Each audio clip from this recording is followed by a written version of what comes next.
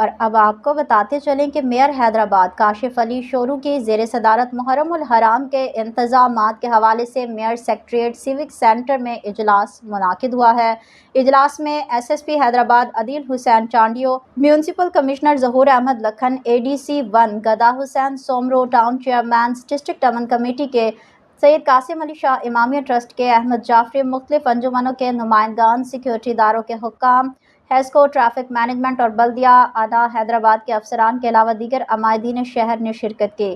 اجلاس میں اہل تشیع اور اہل سنت کے مختلف انجمنوں کے نمائندگان، علماء کرام و ذاکرین نے اپنے اپنے مسائل سے میئر حیدرآباد کو آگاہ کیا۔ میئر حیدرآباد کاشف علی شورو نے تمام مسائل کو غور سے سنا اور موقع پر ہی متعلقہ افسران کو احکامات دیے۔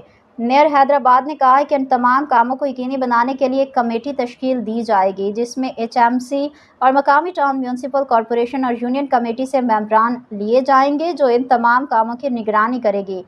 بہت ضروری کاموں کو پہلے ترجیح دی جائے گی۔ مختلف انجمنوں کے عہدیداران نے میئر حیدرآباد کی جانب سے ان کے علاقوں میں کرائے جانے والے کاموں پر میئر حیدرآباد کا شکریہ بھی ادا کیا۔